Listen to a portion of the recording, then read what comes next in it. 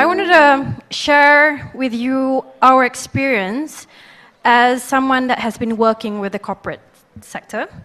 And therefore, I'm not necessarily a CSR practitioner, but I'm a keen believer that everyone is able to contribute to positive social impact, irrespective of who you are or where you are, in the scheme of things.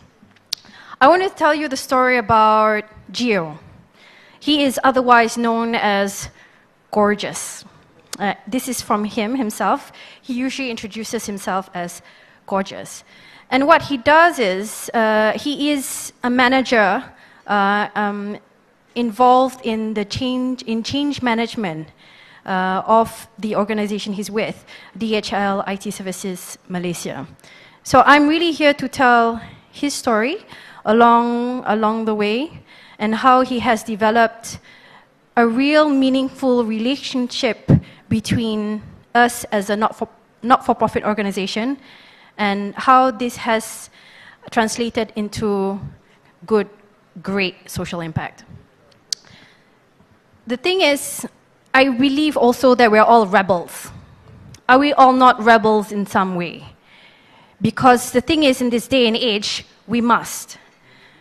We need to be very comfortable with the uncomfortable.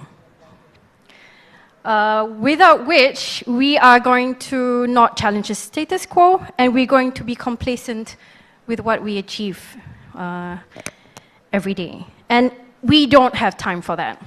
So what Gio did was, in understanding the inner workings of the organization, there were certain limitations as a change management officer.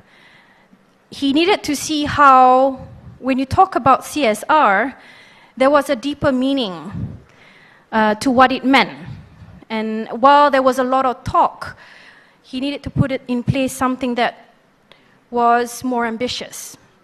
What he did was, again, this is not something that was left for the CSR department per se. This was something that he wanted to see how could it be integrated, how can it be embedded within the systems that he had to work with. And for us, that is being rebellious. That's being a rebel with a cause. And he wanted to look around to work with organizations that had the pulse on the ground. And he didn't think that in order to change things that he had to do it alone. So we found him, or he found us. And he saw that at the end of the day, when it comes about real social impact and providing a benefit that is long-term, he couldn't do it alone. So he worked with not-for-profits. He identified not-for-profits that were in line with the ambitions of the organization, such as there were 3 key pillars, which was Go Learn, Go Help, and Go Green. So again, it wasn't I can do social innovation better than you. It was, how do we do this better as a collective? And as an intermediary, my Harapan is intermediary. We are looking at youth across the board who can provide real solutions on the ground. We realize that young people have not been given the opportunity to challenge what is in front of them. They're not empowered to use the privilege of the knowledge that they have received in university, in school, to do something bigger than themselves. And I feel that's the thing that's missing right now.